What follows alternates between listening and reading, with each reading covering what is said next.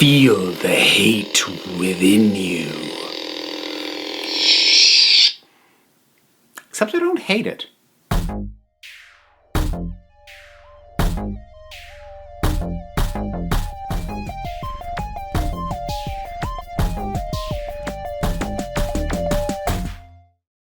So, yeah.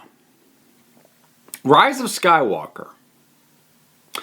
I was not excited to see it, largely because of one specific plot point that had been dropped in the trailers that I hate on principle, and then just largely based off the fact that I didn't really like The Last Jedi.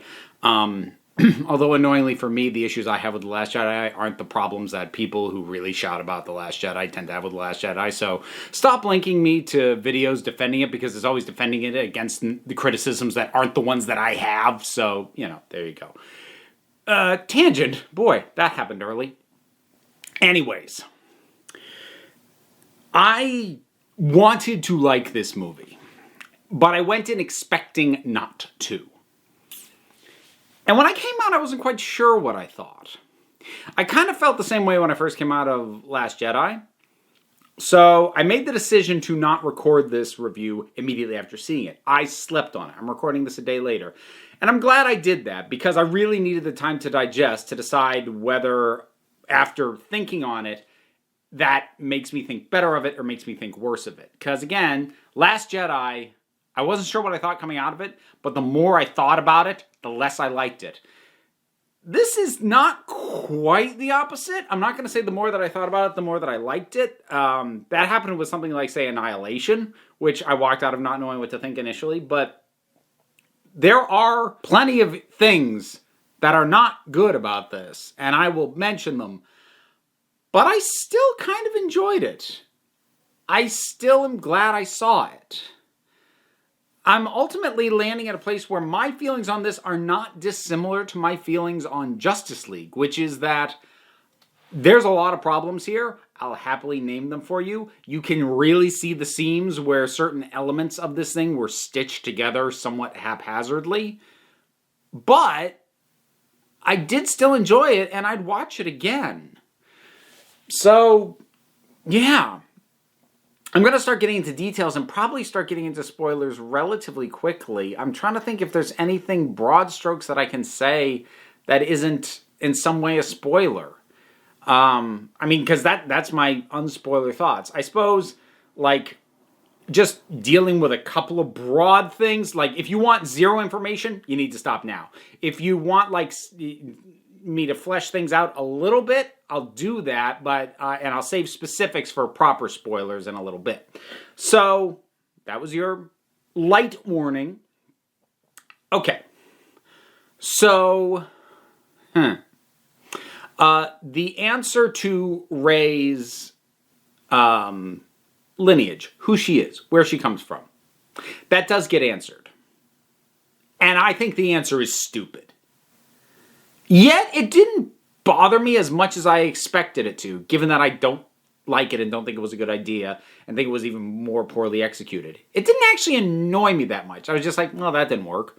But it didn't bother me. Palpatine being back, which is not a spoiler, because he's in the friggin' trailers at this point, is still a bad idea. And I still have the same fundamental philosophical problems I outlined when I did my video about how I was nervous before going to see it. So I didn't like it, but it didn't irritate me as much as I expected it to. Poe, Finn, and Rey, especially when they're together, which is about the middle third of the movie, the three of them together sort of going on this quest that they're on, sort of hopping between planets on the move, they're great together. It makes me kind of frustrating that so much of this trilogy has been marred in dealing with Han, Luke, Leia. I love those characters, but I feel like up until Act 2 of this movie, this trio has not properly had a chance to breathe. And they finally get it here, which means I like it here, but it makes me retroactively annoyed that it felt like their chance to shine was not being given to them in the last two movies. Kylo Ren worked for me. And even though they went a direction with his story that I didn't think they would pull off if they went there, they did. It worked.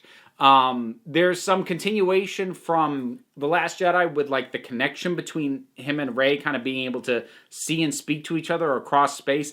They do some things with that honestly are amazing. Like the way that element is used in this film is textbook and perfectly executed. Setup, reminder, payoff. It's so good. Oh, loved that. So that was legitimately great.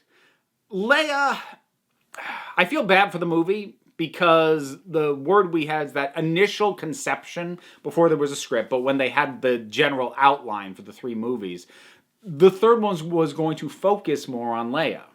And they obviously couldn't do that because Carrie Fisher passed away. Now, they made the decision to use her, her image and footage of her that had been shot from unused scenes and unused takes, etc., for this. And it's really obvious. Not like in a compositing way, not like in a she doesn't look like she's physically there. The editing assemblage of it is as good as it was going to be. But you'll notice quickly, a lot of shots of her from the back, i.e. a stand-in. Basically any shot of her face, it's only from about 3 angles. Because what they probably had was a ton of footage from alternate takes or lines or cutting from like the same handful of scenes. So they only had a couple of angles to use her from. That gets noticeable. And her lines feel very detached. It's very clear that they couldn't change what her lines were. And they had to construct the other characters in the scenes lines around making the lines they had from her work. That said, given that they made the decision to do this, it is about as good as it could be done. So the debate becomes whether or not it was a good idea in the first place. I don't know. Partially because they did something story-wise with her that is what I wanted them to do with Leia. And they did do it. So I can't talk about that until I get into spoilers. I think that's about it. Lando's fine. He's fun. That's fine. Hang on. I actually wrote stuff down, which I've been doing more often lately. I'm trying to think if there was anything else that's spoiler-free that I want to get into. There are elements of it, especially in the third act and in the climax, that are very fanfic-y, and I can't get into detail until I do spoilers again, but we'll get there. Yeah, I think... Yeah, that's about all that I can say before getting into spoilers. So, that's your warning. Now spoilers. Here we go. So, like I said, that execution of Ben, I'm going to start calling him Ben, because that's actually how I think of him now, which shows that the redemption story for Kylo Ren to Ben Solo actually worked, because that's now my headspace for him in this movie. So props to that. And I've always liked him as a character. I found him very interesting from the beginning. But between Ben and Rey and that whole thing, we get the reminder where they just talk and he snatches that thing off her. And like, that's kind of an oh crap moment because they can physically impact each other. And then the fight between them where like it's showing what each of them sees from each side. And then how that ends with something happening that causes him to realize where she is. And then the final payoff with her just, and the lightsaber's gone and now he has it. I'm like, oh, that's good. Like, legit loved that. But I can get into a little bit more detail about stuff. Let's talk about the Emperor. Let me get it out of the way. My philosophical fundamental problem with the idea that the Emperor wasn't really dead hasn't been resolved. And actually, for the record, we actually aren't entirely sure if he just was never dead or what, because even though he's back, we don't get a proper explanation. They gloss over a lot with things relative to the Emperor. And I'm not going to say there's no answers to these or it makes zero sense. I can come up with answers, and actually I've had conversations with people where they started to come up with answers, but it's a lot to ask people to gloss over, because, I mean, like, how is he back? Is he back, or did he never die? So, what's the deal there? And now we're going to get into his connection with Rey, because apparently Rey is his granddaughter. Stick a pin in that, we'll come back to it. So, He's back. He's still alive. He's still got power. He's been building power. He's been building an armada. Why has he been waiting? Why does he need Rey? And more to the point, does he actually need Rey? Because he has a line towards the end that says, I never wanted you dead, I wanted you here. Like, no, I heard you order her to be killed repeatedly. So, no, that doesn't track, even within this film itself. But, okay, he says he's going to, like, if he dies, his spirit goes into her. Except he seems to be building a heck of a force with the body he's got, so why does he actually need her? And why does it need to be her? Why couldn't it be his son? Her father. Okay, and yeah, now let's friggin' deal with that. So, Rey is the granddaughter of Palpatine.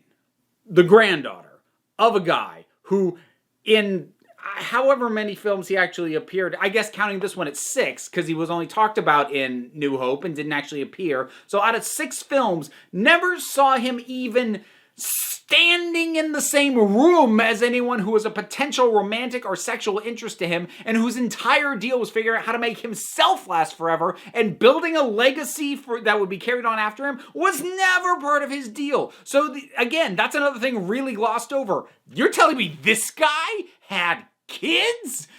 Like, what? No, that's a big, and I'm not saying I can't buy it, but I'm saying that's another big thing that you just gloss over and expect me not to question, because that's a leap. That's a big freaking leap. And also this whole thing of, like, he's saying, all the Sith are in me? Is that new? Has that always been the case? Does that only happen if the thing with Rey happens? That doesn't seem to be the case, because once he charges up off of them for sapping their force juice, he just seems to be able to do all this stuff. So if all the Sith were always in him, if that was always the case, why couldn't he force lightning entire space armadas on his own before? And if it wasn't the case prior to then, why is it the case now? It's another thing completely glossed over. And speaking of the lightning into the entire armada thing, man, this guy's overpowered. Overpowered as heck. And that is a big part of the fanficky nature of this thing. So, to give you an idea of what I mean by fanfic, just the way in which things are doing the exact thing that was done before in the trilogy, but just bigger, is very, very fanfic. And the final act really nails that feel more than anything else. Oh, we have Star Destroyers, but there's an armada of them, and all of them have Death Star lasers. And then the heroes come, and it's literally every other ship in the galaxy. And then the Emperor, he lightnings the entire armada. Like, stop! Why are you elevating it to this? Because it's ridiculous. The attempt to, like, I guess cap off a 9-film series with something epically massively big is why it goes this big. They should have just worried about capping off the smaller trilogy that this is actually concluding. But I think that's part of the problem with bringing back Palpatine. Now this is no longer an ending to the 3 additional films we've had. Now this has to be an ending to all 9, and then with that in their heads, they went so big that I just don't buy it. It's ridiculous. Yet at the same time, even as I was rolling my eyes, I wasn't angry and I wasn't annoyed, which is weird. I suppose if I were to compare this to The Last Jedi, which I guess you have to do, the good parts of this are not as good as the best parts of The Last Jedi. But the bad parts of this don't piss me off the way the worst parts of Last Jedi pissed me off. So, I suppose you could say that makes this a mediocre experience, very even keel, middle of the road. Except if this is good, this is bad, and this is middle of the road, it's closer to the middle of the road than to either extreme, but it's slightly in the positive.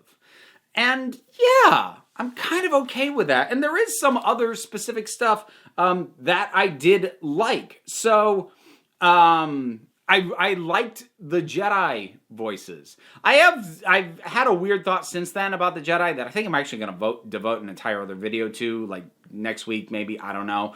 But the voices for the various Jedi and how many voices I could pick out that were speaking to Rey, that was really cool.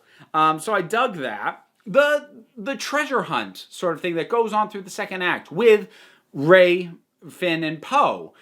part of me was like, I didn't love the pacing of them, like, keep jumping locations and like, somehow the First Order is always right on their tail, yet also can't pin them down. It felt a little repetitious, but at the same time, it had a different feel to it. This treasure hunt sort of thing is not something we saw in the other films, so that was kind of cool. I dug that. I actually rather liked C-3PO's sacrifice that is made. The fact that it gets undone later in the film feels a little bit cheap, but I guess that fits in with the humor that he tends to do. Plus, also, we got Babu Frick. Babu Frick was great. Loved him. He was adorable. What else have we got here? Oh, they had Dio, the little new droid. That was weird, especially the way he talks, because now I'm left thinking, is that basically how R2 and BB-8 talk, this super simplified thing, but we only hear the beeps and bloops? I don't know. I didn't love him. Hux, while I think the entire thing of there's a spy in the First Order didn't really add much, I kind of love this death for Hux, because it's really fitting for this annoying little weasel of a character. And I like Hux more than I think almost anybody who I know who just think he's a terrible character. I think he's a terrible person, but I actually like him as a character. And I think that this death for him was perfect. It's exactly how a little weasel like him should have died.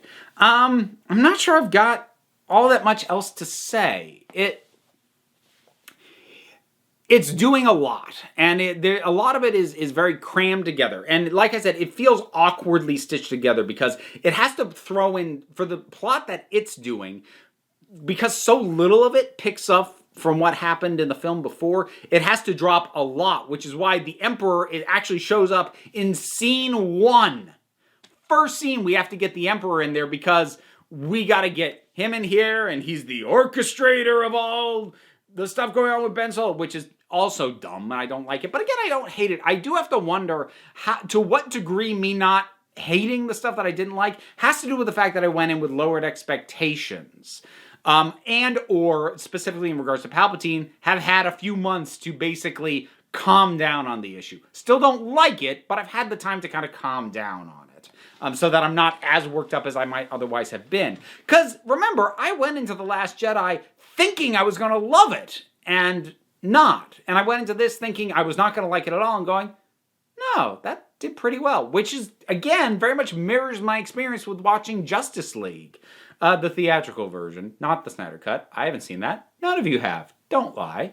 But I do think there was something to be said for that. That I went in telling myself I wasn't going to look for things that were wrong, and I don't think I did. I don't think I was trying to zero that stuff out, but I did go in with lowered expectations, and it did better than what I thought it was going to do. So I came away kind of happy with it. It's a mess, especially when taken in the trilogy as a whole, and it is very much, especially again in its last act, a retread of Return of the Jedi. But no, I'm okay with this. I don't love it. It's not great. I still think Rogue One's the best of the Disney Star Wars produced films. And I would probably still rate Force Awakens over this. But I'm okay with this. Which is really weird. I feel like that in a way kind of explains why the Rotten Tomatoes, and I almost never talk about this because I usually don't know, but it showed up in my newsfeed and stuff, why the Rotten Tomatoes is like really riding the line right between 50 and 60%. Because I think how much you like it depends on your expectations. If you went in and didn't think it was going to work, I think you might end up being pleasantly surprised. If you went in and think it was going to be amazing, I think you're going to be disappointed. So I think expectations are going to do a lot to impact whether or not you like this one, more so than is usually the case. That's all my thoughts for now. Like I said, I might table a video on the Jedi overall, because I've got some thoughts on those guys right now. But yeah, we'll leave it there for now. Star Wars, Rise of Skywalker. You seen it? What'd you think about it?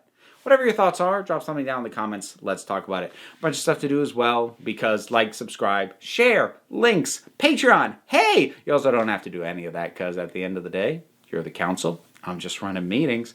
And until next time, this council is adjourned.